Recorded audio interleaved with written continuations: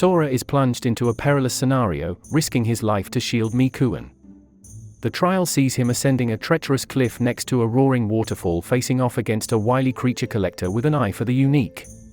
This time on Anime the Recap, Sora Kashiwagi receives an unexpected package in his mailbox, a tiny mummy, sent as a gift from his father. Initially wary, Sora gradually warms up to the unusual gift and affectionately names it Mii-kun. Over time, Sora's initial apprehension turns into deep affection for the miniature mummy. Excited to share his peculiar yet heartwarming discovery, he introduces Mii-kun to his trusted friend, Tazuki Kamiya. Together, they embark on an adventure to uncover the mysteries surrounding Mii-kun's origins and unique existence. The bond between Sora, Tazuki, and Mii-kun deepens, exemplifying the power of acceptance and the wonder of embracing the unknown. Through shared experiences, the trio gains insights into friendship, empathy, and the remarkable world around them. Sora struggles academically. His friend Tazuki offers his notes to help him catch up, promising to collect them later. However, Sora becomes preoccupied when Mii-kun, the tiny mummy, starts to dry out. As Sora attempts to aid Mii-kun, Tazuki returns. Mii-kun, frightened by Tazuki's presence, is captured by him. Tazuki, driven by curiosity, attempts to unveil the secret beneath Mii-kun's bandages. Fortunately, Sora intervenes just in time, rescuing Mii-kun and reminding Tazuki of the mummy's vulnerability, likening its bandages to human skin. Remorseful, Tazuki apologizes, and after a swift reconciliation, Mii-kun and Tazuki become friends. Realizing Mii-kun's continuous drying issue when left alone, Sora considers bringing him to school under the guise of a stuffed toy. No one tell Pixar where he got the idea. Their secret is nearly exposed when a classmate, Asa Motegi, notices Mii-kun sneeze. To deflect suspicion, Sora offers a fabricated story about gifting her a stuffed toy resembling Mii-kun. In his attempt to create a replica, an unintended swap occurs, placing the real Mii-kun in Asa's locker during gym class. With Mii-kun's safety at stake, Sora and Tazuki brainstorm ways to enter the girls' changing room. Meanwhile, Mii-kun makes his escape from the locker, navigating through air ducts and narrowly evading a menacing rat. His escapade ends when he encounters Sora outdoors, marking their joyous reunion. As a gesture of goodwill, the contrite Asa receives the Mii-kun replica, while Sora and the genuine Mii-kun rejoice in their successful reunion. Sora and Mii-kun's profound bond is highlighted as they navigate the challenges of illness. Amid their trials, the singularity of their relationship emerges, underlining their mutual discoveries about each other's unique lifestyles.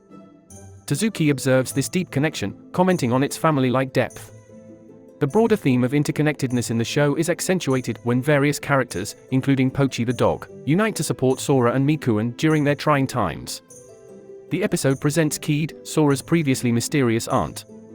She integrates into their lives with an eccentric excitement about acquiring a coffin. Yet, the episode's focus remains on Sora and Mii-kun. Sora's exaggerated depiction of the common cold culminates in a fever-induced collapse.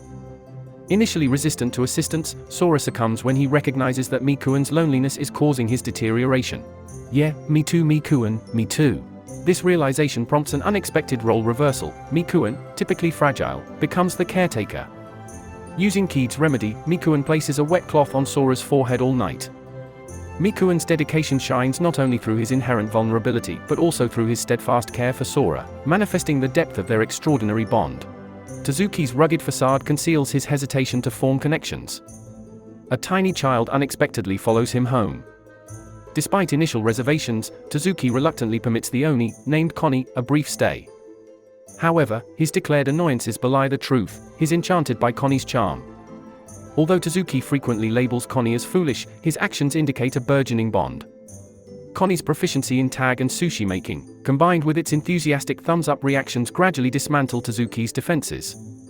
Tazuki's younger sister is indifferent to Conny's occasional food nibbles, and casually questions Tazuki's intentions of retaining the diminutive Oni. Her casual demeanor parallels that of Sora's aunt Keed, who was earlier nonplussed by Mii-kun. Such reactions elucidate the realm of How to Keep a Mummy, where mythical beings coexist with humanity. This universe's design clarifies varying degrees of astonishment. The rarity of these entities requires Sora's discretion regarding Mii-kun at school, whereas others dismiss images of infant dragons as digitally altered. Mogi, unbothered by most insects, possesses a pronounced aversion to lizards. When a petite dragon reminiscent of Dragonite visits her residence, her fear is massive. Yet, this dragon named Isao exudes kindness, forging a swift friendship with Mogi. Despite her rapid affinity for Isao, underlying layers to her narrative suggests future revelations. Isao's presence evokes memories for Tazuki, hinting at a past encounter with a similar dragon. While Tazuki conceals his emotions, there are unresolved matters between him, Mogi, and Isao.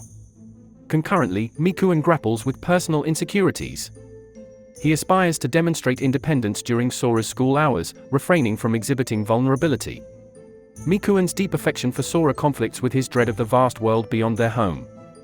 His internal battle underscores his commitment to Sora, juxtaposed with the fears stemming from his diminutive stature. Mogi-chan's friends proudly display photos of their adorable pets and asks why she doesn't have one.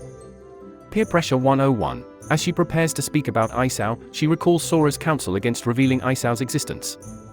On their way home, Sora and Tazuki reiterate to Mogi the importance of discretion concerning Isao, reassuring her that she can confide in them.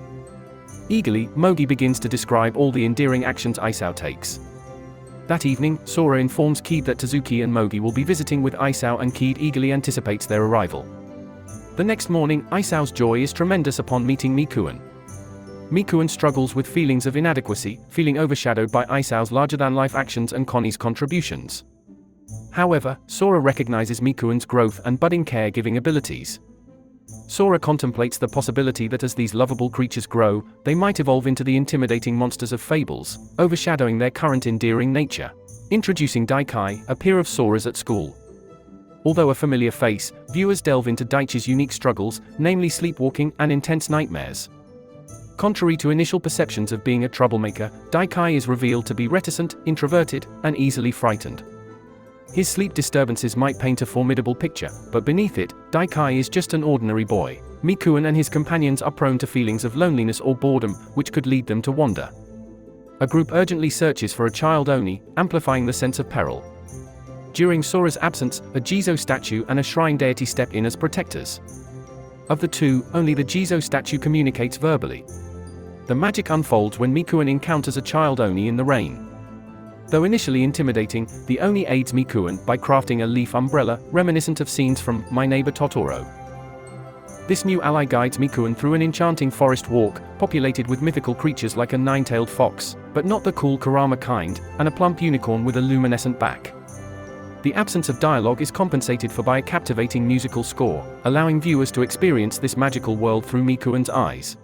Sora's best friend inadvertently stirs conflict just by being his genuine self. The presence of his boisterous friend, Conny, only amplifies the chaos.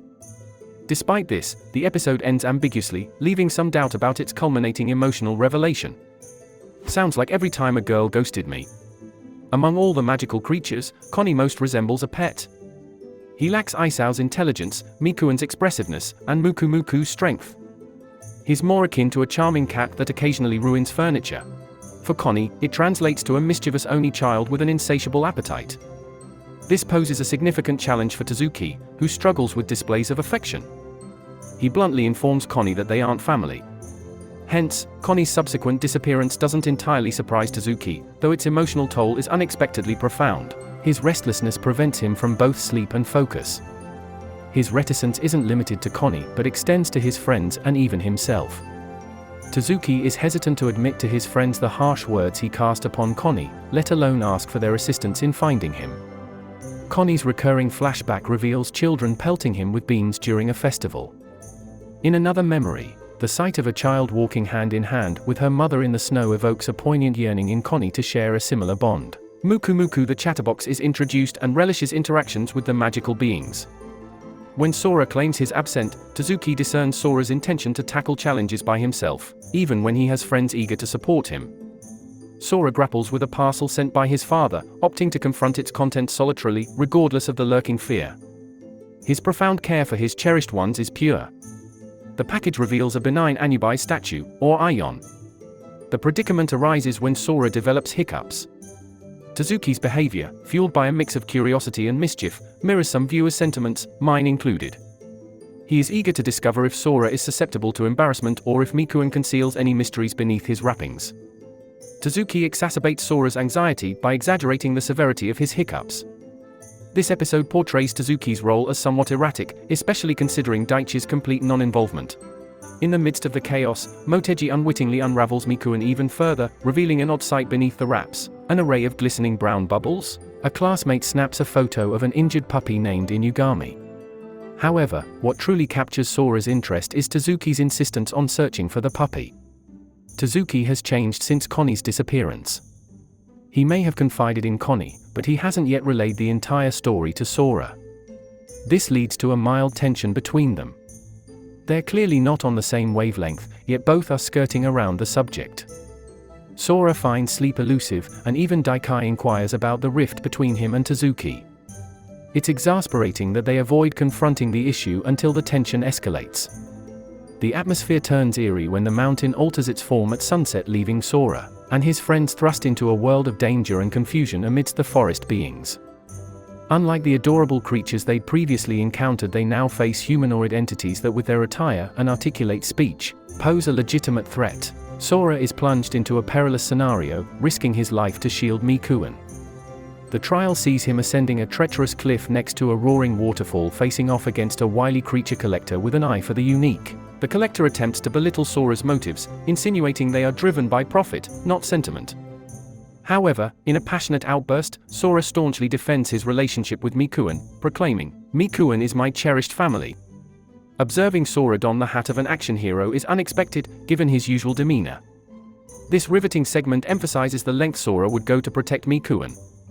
The narrative also explores Sora's latent abandonment fears rooted in his father's extended absence. This renders him wary of forming lasting bonds due to fear of desertion. Still, comparing Mii-kun being taken by an enemy and how it affects Sora's might seem a bit confusing. The conclusion of this intricate episode emerges when the land god, presiding over the festival, steps in, confronting the collector and giving him a dose of his own tactics. Conveniently, the land god equips Sora with the essentials to orchestrate a festival tailored for their creatures. As the episode culminates, a more grounded Sora openly voices his wish to celebrate every summer indefinitely with his close ones. The ensemble chimes in, showcasing their desires for shared adventures. Thus, the story concludes on an upbeat, forward-looking tone, exuding positivity. The final takeaway is an assurance of a bright future, where both keepers and their treasured pets flourish in tandem. Subscribe for more Anime the Recap.